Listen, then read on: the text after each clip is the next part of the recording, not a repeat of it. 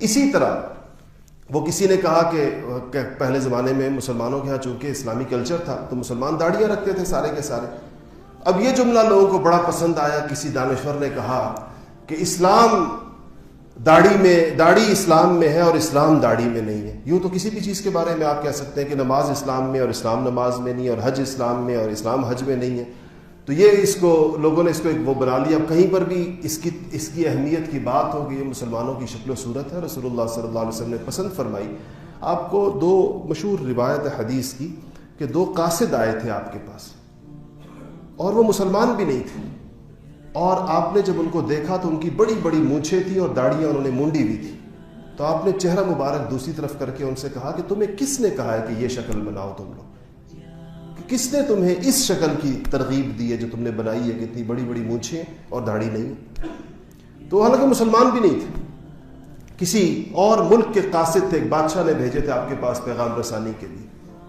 تو اس کو وہ ایک صاحب کہنے لگے ہمارے ہاں اتنی عجیب و غریب تعویلات جو کام ہم نے نہ کرنا ہو.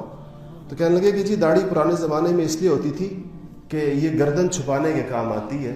تو چونکہ پہلے تلوار سے لوگ لڑتے تھے تو تلوار میں نشانہ گردن کا لگایا جاتا تھا، تو گردن کی پروٹیکشن کے لیے داڑھی رکھی جاتی تھی تاکہ گردن نظر نہ آئے. اب تو جی توپ تفنگ اور گولی کا زمانہ ہے تو اب تو اس کی کوئی ضرورت باقی نہیں رہے گی. یہ فلسفے بھی آپ سنیں مسلمانوں کے ماشاءاللہ. میں تو حیران رہے کہ اس تعویل کے اوپر زندگی میں پہلی دفعہ سنی میں نے.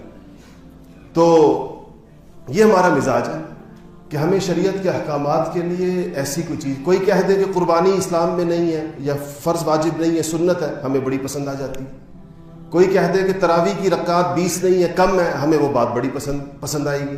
آپ غور کریں کہ ہمیں وہ چیز کیوں پسند آتی ہے جو آسان ہوتی ہے یا نہیں کرنی ہوتی. کبھی ہم نے مثلا امام مالک کے ہاں تراویح کی رکعت 36 ہے، کبھی 36 پڑھی ہم نے؟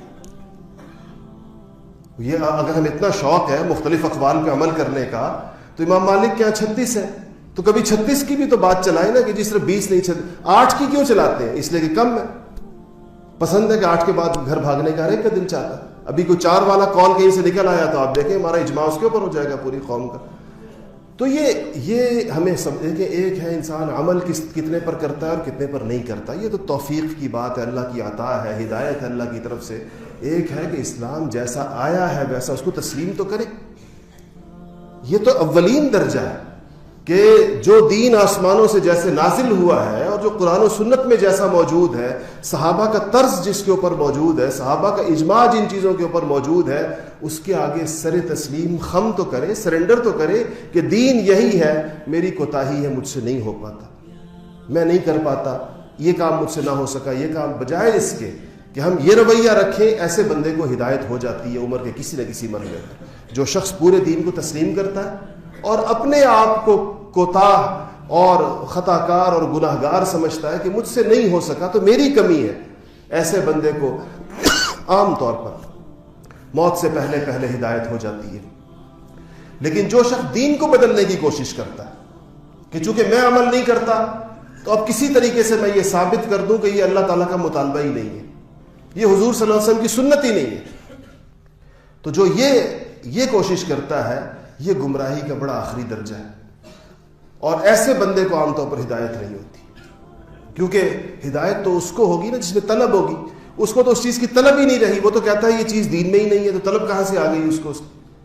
اور جب وہ اس کو طلب ہی نہیں ہوگی تو وہ چیز اس کو نصیب بھی نہیں ہوگی. اللہ جل شانہ کا ایک سنت ہے کہ دنیا اللہ تعالیٰ بے طلبوں کو بھی دیتے ہیں. دنیا میں اللہ کا معاملہ یہ ہے کسی کو طلب ہو یا نہ ہو، اللہ جل شانہ کا ایک نظام ہے، دنیا لوگوں کو ملتی ہے، لیکن دین صرف طلب والوں کو ملتا ہے. یہ ایسی بے قیمت چیز نہیں ہے کہ اللہ تعالیٰ اس کو انسانوں کے منہ پر تھوپ دے کہ لو تمہارا بھی ہوا، چاہے تمہیں چاہیے تھا یا نہیں چاہیے تھا تمہارا ہوا.